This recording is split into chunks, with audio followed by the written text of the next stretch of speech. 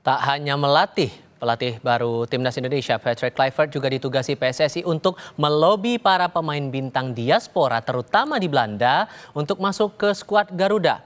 Lalu bagaimana membaca strategi ini? Kami akan bahas bersama pengamat sepak bola Muhammad Kusnaini dan mantan pemain Timnas Indonesia Indrianto Nugroho. Assalamualaikum, selamat sore semuanya, apa kabar? Selamat sore, Mas. Assalamualaikum warahmatullahi wabarakatuh. Waalaikumsalam, terima kasih semua sudah bergabung. Bungkus, dengan target mengejar kita bisa lolos Piala Dunia 2026, tugas tambahan diberikan kepada Patrick Kluivert, tidak hanya melatih tapi ikut melobi pemain-pemain bintang dari Belanda untuk bisa gabung ke Timnas. Ini apakah Anda rasa tampaknya berbeda dengan periode saat dilatih oleh Shin Tae-yong? Iya, kalau melihat latar belakang Kluivert sebagai mantan striker legendaris di timnas Belanda, memang pemberian tugas tersebut sebetulnya terasa normal ya. Dia disegani oleh semua pemain di Belanda, termasuk pemain-pemain Belanda yang sekarang menjadi bagian dari timnas Indonesia. Tapi sebetulnya kalau melihat situasinya saat ini, di mana Kluivert dihadapkan dengan tantangan membawa tim 4 pertandingan yang sangat berat dan tuntutannya adalah lolos ke Piala Dunia, sebetulnya memberikan tambahan beban tugas untuk melobi pemain timnas itu agak merepotkan menurut saya. Sudah biar aja pelatih itu fokus ngurusin tim ya. Nah, tugas untuk melobi itu kan tugas federasi dan sebetulnya lebih tepat lagi tugasnya direktur teknik. Makanya segera PSSI merekrut direktur teknik supaya tugasnya itu nggak tumpang tindih gitu loh. Pelatih biar fokus ngurusin tim karena beban dia sangat berat. Kluivert ini sangat berat bebannya. Targetnya untuk lolos ke Piala Dunia itu bukan hal yang mudah. Bahrain kemarin juara Piala Teluk. China penampilannya semakin bagus. Bahkan Januari ini sudah TC dengan merekrut beberapa pemain naturalisasi. Jadi jangan main-main dengan tugasnya yang sangat berat. Kasih kesempatan Kluivert itu betul-betul fokus mengurus tim. Urusan di luar itu biar urusan federasi. Dan kalau kita lihat track record selama Shin Tae-yong melatih timnas kita, ranking kita di FIFA juga terbilang cukup drastis perubahannya, Mas Nunung, peringkat 127 untuk saat ini. Apakah kemudian dengan penambahan beban tugas terhadap Patrick Kluivert ini semangatnya adalah untuk mengejar target ranking FIFA kita bisa menembus Piala Dunia, itu mungkin atau tidak? Kalau menurut saya tadi sudah disampaikan oleh Bungkus bahwa pelatih hanya bagaimana bisa mencari chemistry. Tadi sudah beberapa kali chemistry-nya harus dijaga dulu. Terus pemain-pemain diaspora yang sekarang ini sebenarnya menurut saya sudah mampu ya, tinggal penambahan sedikit dari beberapa pemain. Saya berharap di beberapa bulan ke depan ini Patrick Kluivert segera untuk mencari formula-formula bagaimana untuk menghadapi beberapa pertandingan yang sangat krusial ini. Ya, saya berharap Patrick Kluivert bisa menjalankan tugas dengan baik dan semoga pemain-pemain yang saat ini ada bisa menampilkan penampilan yang terbaik dan mereka masih melakukan kompetisi. Jadi mereka kondisinya masih tetap terjaga gitu, Mas.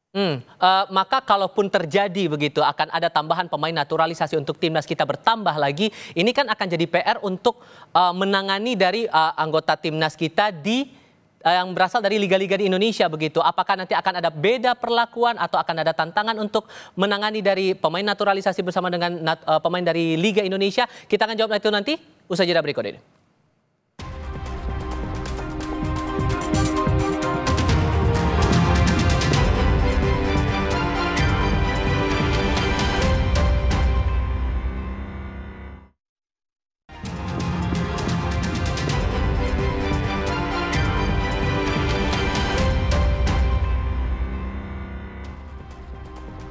Bungkus melanjutkan pertanyaan saya di segmen sebelumnya. Diaspora kita atau pemain diaspora kita di timnas saat ini terbilang sudah banyak. Dengan PR diberikan tambahan lagi oleh untuk Kluivert itu menambah lagi pemain-pemain dari hasil naturalisasi.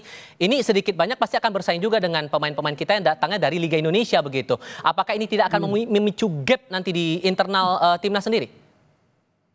Ya, pastilah gitu-gitu ada, Mas.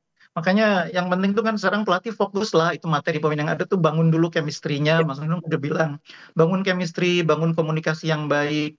Materi udah cukup bagus kok sebetulnya. Kan ketua juga bilang bahwa masalah itu kan locker room katanya kurang kondusif. Bukan masalahnya kan bukan materi pemain. Walaupun ada kebutuhan materi ya paling cuma 1 orang striker dan itu kan sudah dalam proses. Jadi udah aja nanti urusan nambah-nambah pemain tuh nanti selesai Piala Dunia kualifikasi nih misalnya kita lolos ke putaran keempat, baru kasih tugas untuk itu. Sekarang fokus aja ke situ. Biar nggak ini apa namanya nggak kebagi juga tugasnya, bebannya. Oke, kalau menurut Mas Nunung nih dengan waktu yang terbilang cukup singkat 2,5 bulan bagi Patrick Kluivert melatih timnas kita menuju ke lanjutan kualifikasi, sesungguhnya untuk adaptasi pelatih baru untuk timnas itu cukup nggak 2,5 bulan itu atau idealnya berapa lama sih sebetulnya? Ya kalau menurut saya persiapan untuk timnas ya paling nggak 2,5 bulan itu cukup ya. Tinggal bagaimana tadi pemahaman dari pelatih yang lama ke pelatih yang baru dulu. Bagaimana apakah nanti menyesuaikan atau terus melanjutkan atau merubah. Nah tinggal sekarang bagaimana mencapai chemistry pemain dulu. Ya pemain-pemain sekarang ini menurut saya sudah cukup. Tadi Bungkus sudah bilang sudah cukup. Tinggal bagaimana mau menambah striker. Karena selama ini kita masih perlu banyak gol. Karena ya kita sebenarnya sudah punya Rafael Strijk, ya ada Orat Mangun di situ. Ada Marcelino juga bisa membuat gol, tapi kita butuh satu striker yang benar-benar killer. Bagaimana di depan gawang mereka sudah bisa melakukan apa yang sebagai seorang striker, finishing, ya satu sentuhan, dua sentuhan, atau placing atau shooting. Nah ini yang kita butuhkan sekarang. Tinggal bagaimana sekarang Patrick Kluivert mempersatukan pemain-pemain yang sudah ada ditambah dengan pemain-pemain lokal yang menurut kita juga mampu bersaing bersama pemain-pemain diaspora. Kalau dari pengalaman Anda, Mas Nunung, bentuk adaptasi atau bentuk ngebonding tim itu dengan pelatih baru tuh gimana caranya? Ya sekarang tinggal bagaimana kesempatan untuk berlatih aja. Mereka disatukan dalam satu latihan. Nah di situ akan ketahuan tuh chemistry-nya, pemahamannya yang diberikan oleh pelatih, dan semuanya juga pasti butuh butuh proses juga gitu loh Mas. Kalau Bungkus melihatnya ada tugas baru untuk Kluivert ini merujuk karena ia akan didampingi oleh 2 asisten pelatih juga, Alex Pastoor dan Denny Lansat. Apakah ini juga bisa membantu untuk bisa bagi-bagi porsi tugasnya masing-masing? Iya, jelas pelatih itu nggak bisa bekerja sendirian ya. Asisten yang berasal dari Belanda, kemudian asisten yang juga berasal dari Indonesia nanti, itu masing-masing punya kontribusi. Nah, tugas pelatih utama, pelatih kepala adalah membagi tugas, berbagi beban dengan asisten-asistennya. Tapi fokus pelatih kepala tetap bagaimana mencapai tujuan. Tujuannya kan lolos ke Piala Dunia dan tugas dia tuh memenangkan pertandingan. Karena itu tugas dia jangan diganggu dengan tugas yang bukan tugas utamanya.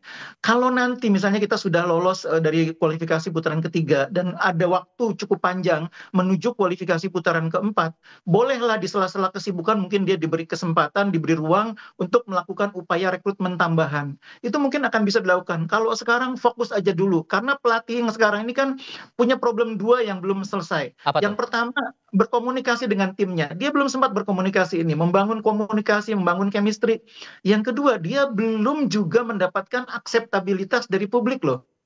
Sekarang ini kan kalau kita lihat di dunia maya, akseptabilitas pelatih baru ini kan belum begitu bagus.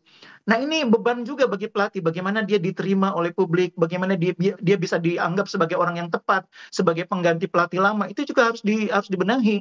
Dan pelatih tidak mungkin melakukannya sendirian. Nah ini tugasnya federasi membantu pelatih, supaya pelatih ini bisa mendapatkan akseptabilitas yang lebih baik dari publik.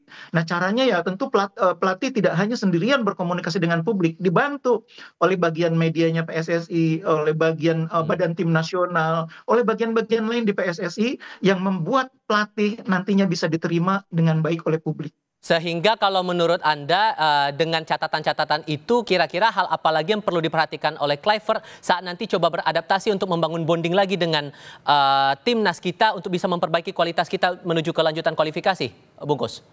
Iya, yang pertama pelatih harus pintar berkomunikasi dulu ya, berkomunikasi supaya tidak menciptakan benturan baru dengan khalayak, dengan netizen.